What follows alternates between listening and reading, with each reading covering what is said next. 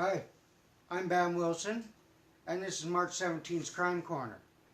You can private message me on Facebook, or you could get a hold of me at my email, bamwilson79@gmail.com. Now, with recent events happening here, we're going to be talking about how to thwart an abduction attempt, and even answering a question. If I caught a burglar or thief in my yard, can I be charged if I beat him with my rake? So let's get started. Now, there has been a few missing persons up in Grand Prairie right now. That marks 5 from there in the last 3 months. Within the last 2 days, there's 2 males and a female taken from there. And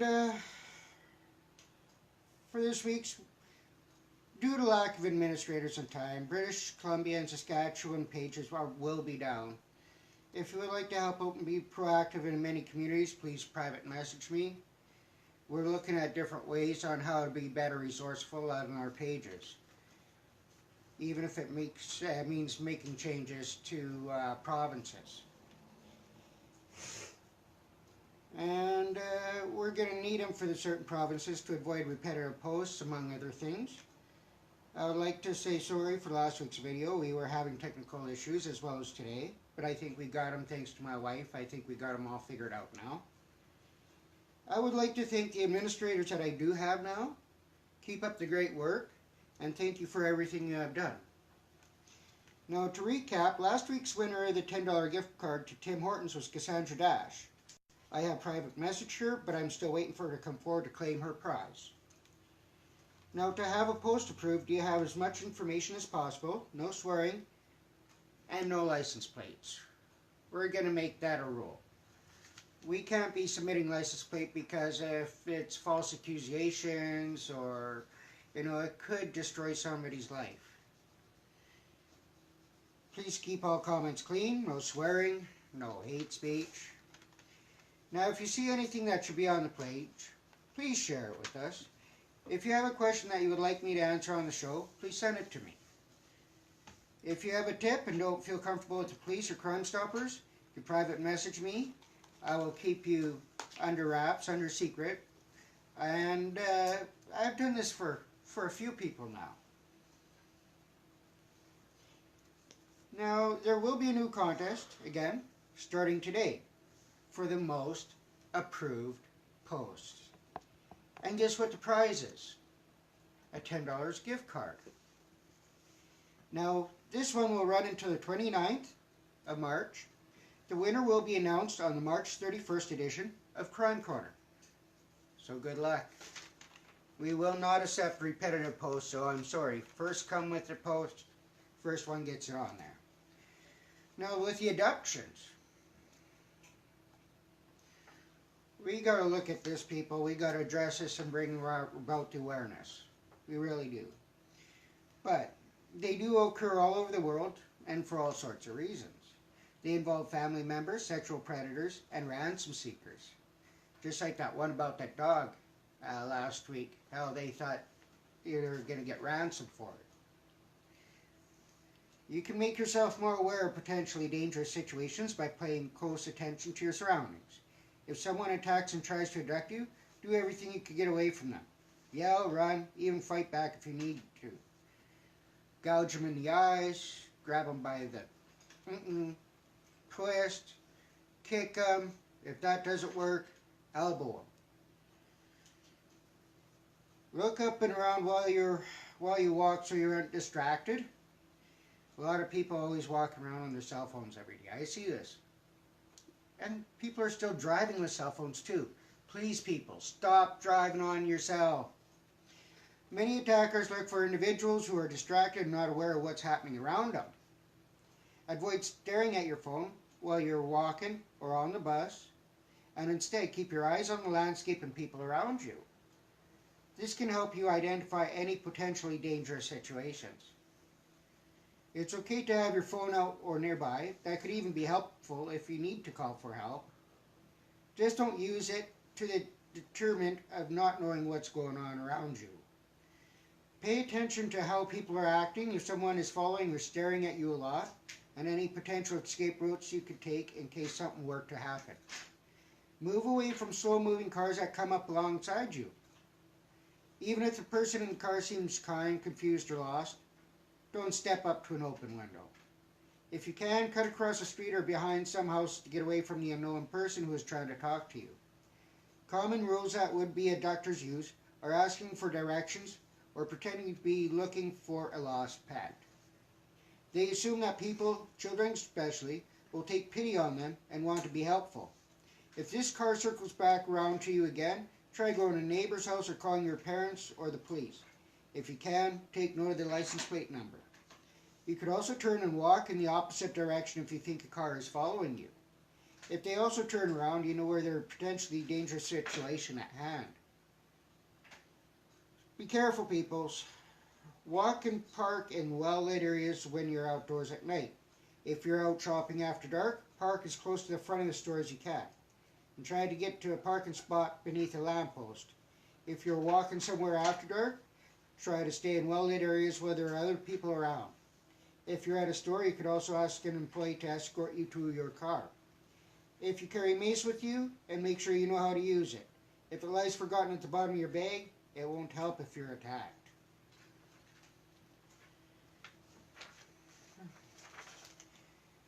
Trust your intuition and don't put being polite above your own safety. If you feel that a person is off or they're giving you weird vibes, trust that feeling. If you feel uncomfortable in any kind of situation, it's okay to leave or ask someone to come get you. Attackers can use a promise of people being polite or afraid of being rude to their advantage, so resolve that you will trust your gut and keep yourself safe, even if it means you gotta be rude. Now, getting it away from attacker. Run away, don't comply, even if your attacker has a weapon. If it is possible, never get into a car or go into a secondary location with an attacker. Sometimes an abductor might tell you that nothing bad will happen if you just listen to them. Don't. This is just another way they're trying to manipulate you into going with them.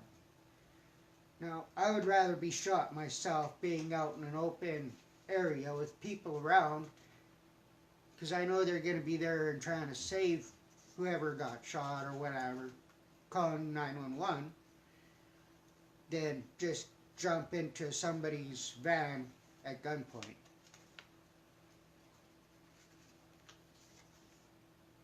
Yell specific things as you run away to help draw attention, like help, I don't know you, leave me alone.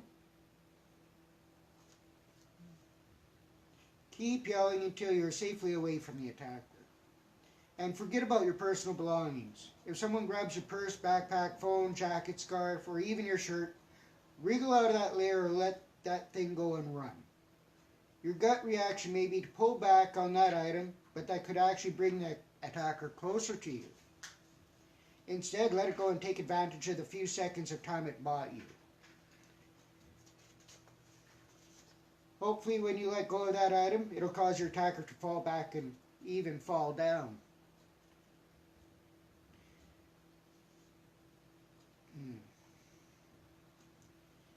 Now lie about advantages that you may have, like a disease, tracker in your body, cameras from nearby buildings. It doesn't matter if these things are true or not. You want to make your abduction too much of a hassle to a risk to the abductor so that they will choose to let you go. If you fear sexual assault, say that you're pregnant or that you have a sexually transmitted disease. Say something like, those buildings have cameras so someone will see your face and will know you took me. Or urinate or defecate if you find yourself in a car with someone. I'm not kidding, people. This is actually all from Wiki. If your attacker gets you into a car, use your bodily functions to your advantage. Even if you can make yourself throw up on your attacker in the car, make yourself as smelling and disgusting as possible in the hopes that your attacker will kick you out of that car. You are making things a lot difficult for the attackers, There are no rules when someone tries to abduct you, so do anything that comes to mind to throw them off. And if you can, call emergency services immediately.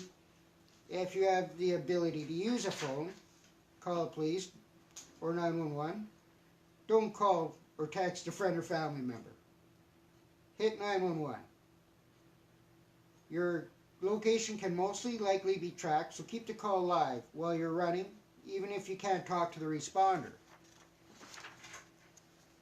Now, fighting the attackers, like I says, if somebody's going to try and abduct you or try and attack you, play dirty. Damn right. Bite, kick, right? Even a pinch bite when you have a thin amount of skin underneath your teeth often causes more pain than biting the entire mouthful of flesh would. You may feel a little squeamish about biting down hard enough to break the skin, but don't hesitate to do so. You want to cause your attacker pain to gain yourself time to run away. Use free limbs to attack the abductor rather than trying to free tied limbs. If your attacker pins your arms down to your side, use your legs, feet, and head to attack them rather than trying to wrestle your arms free. This uses your energy to defend and attack rather than tiring you out from trying to free other limbs. Hit your attacker sensitive areas, feet, shins, crotch, throat, eyes. These areas are the most likely to cause enough pain to stun and momentarily stop your attacker. Stomp on feet and toes, scrape your shoes down on person's shins, pinch your throat, grab them by the windpipe, knee or punch them in the crotch, stick your fingers into their eye sockets, hit them right here in the chest, anything. The goal of fighting your attacker isn't to win the fight. It's to gain time to get away. So as soon as you can, break away from that person and start running and yelling. Attack the person with your keys or other items that you can find. Many things can be turned into weapons, so feel around you as you grab and what you can lob at your attacker. Keys can be used to cut someone, books can be thrown at somebody's head, and bricks or other things you might find on the sidewalk could seriously injure your attacker and let you get away. If you wear heels, you can even take off your shoe and use that as a weapon. Run away as soon as you disarm your attacker. Remember that you're not trying to win a fight, you're trying to save your life. As soon as your abductor is injured or stunned, start fleeing and yelling. Don't look back, and that can slow you down. Just keep running until you get to safety. Call the police as soon as you're able to. They may be able to go back to the scene of the attack and find the perpetrator. You can also make your statement, get checked out for injuries, and provide the police with details about the attacker.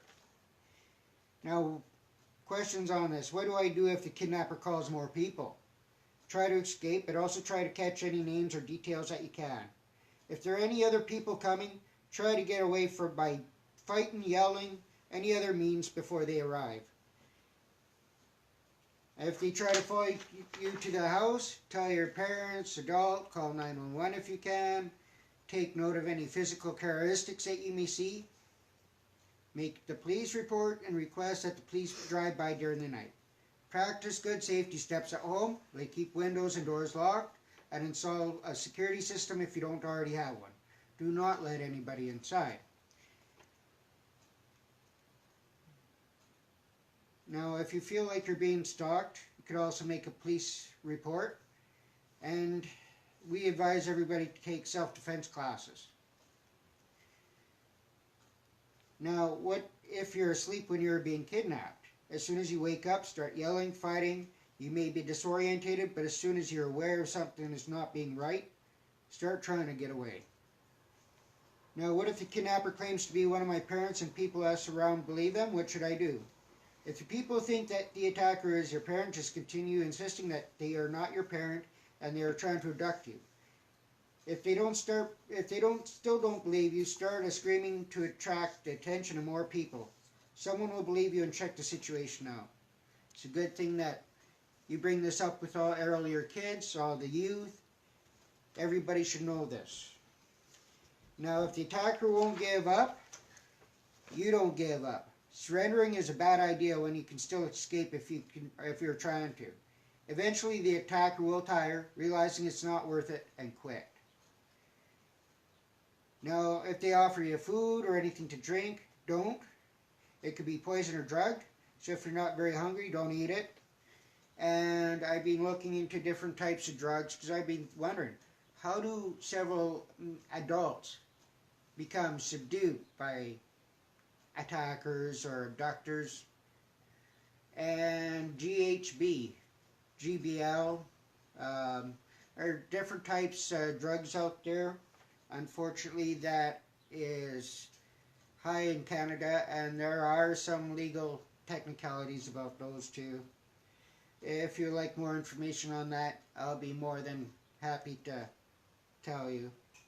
Now, if you're in a chokehold or being pinned to the ground, best thing to do is bite their arm, stomp on their feet, kick them if hard, elbow them.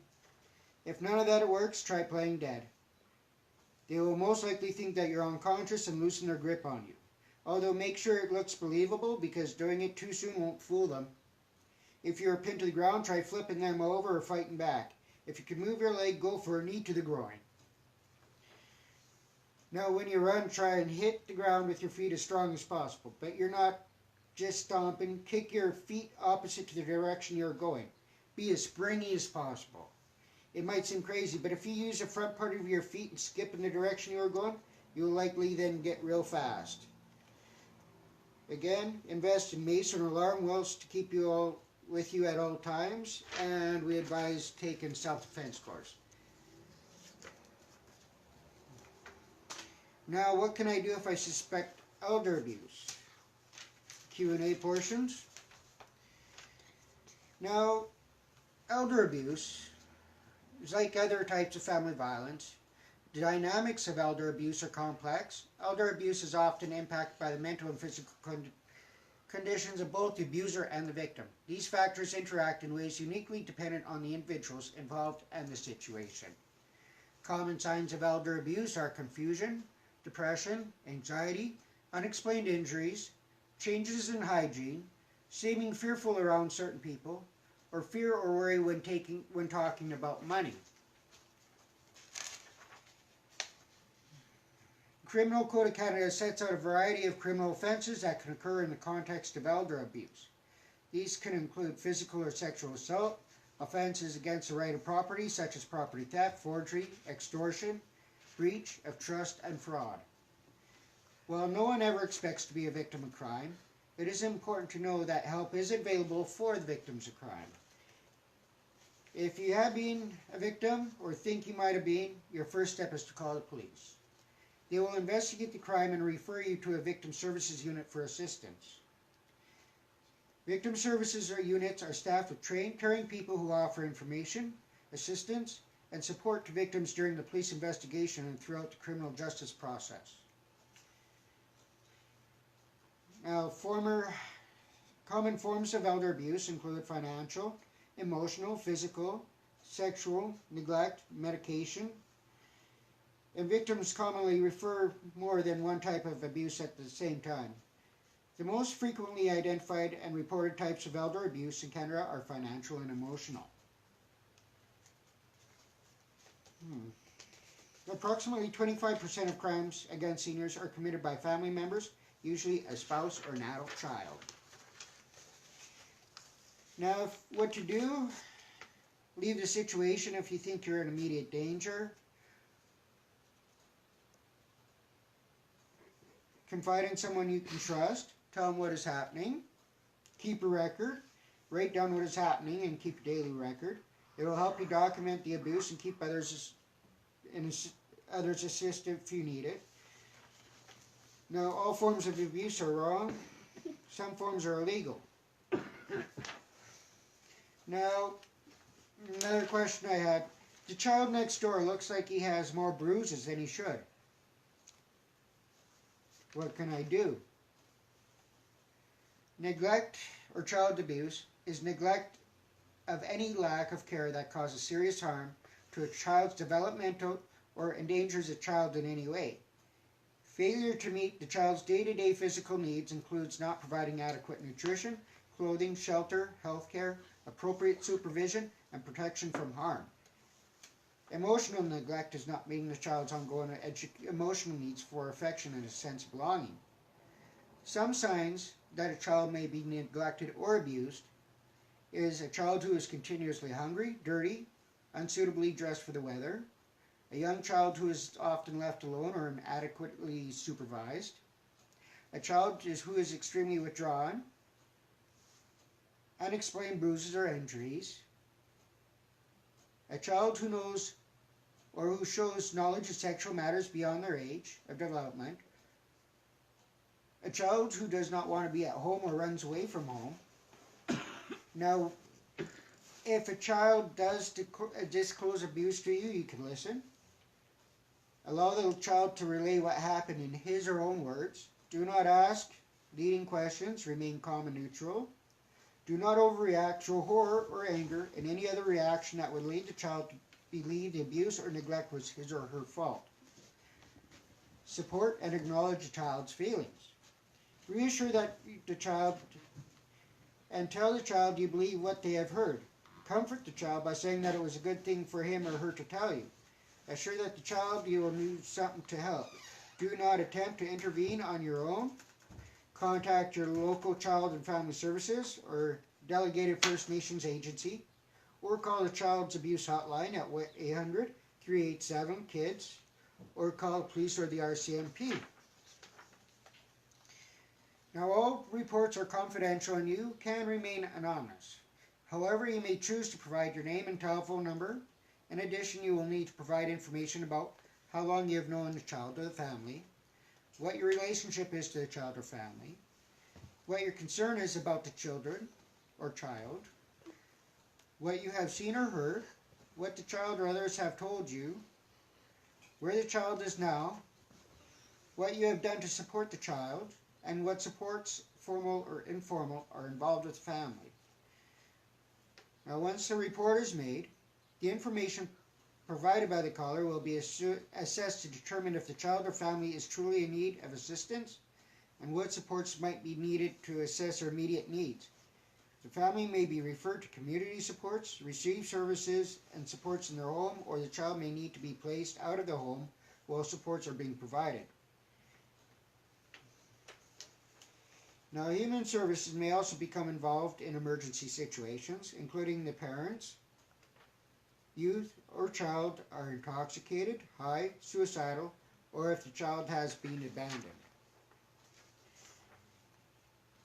Now, I'm sure this is all you want to be hearing. The last question.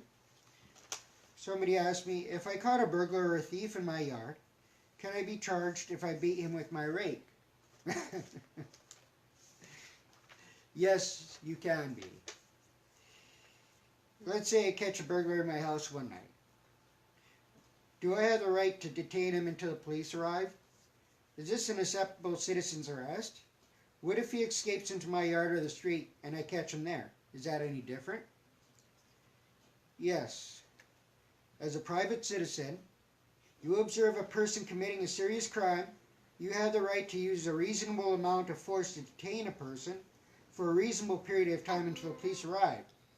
So you could hold a burglar at gunpoint, knife, okay, maybe not. Hopefully nobody resorts to guns or knives or anything like that, because you could be turned around and sued in the end. But you can physically restrain a person. You would not be allowed to beat the hell out of the guy while waiting for the police, though. You would also not be permitted to catch a guy at 9 p.m. and then hold him for 12 hours before calling the police. The key word here is reasonable. You wouldn't be expected to act as a police officer, but you would be expected to act in the same way a reasonable person in your situation would act.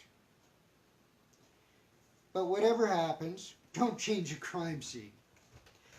I hear people say that if you shoot a burglar inside your house and he runs outside into the street, that you should run out there, drag him back into the house before the police arrive.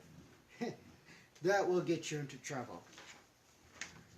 So, if you have any questions, please send them in to me. if you have any ideas, send them in to me. Don't forget, Cassandra Dash been trying to get a hold of you. And new 2-week contest starting today. Most approved posts, like I said, is keep them clean, no swearing, no license plates. Okay? So, until next time, stay warm and stay safe.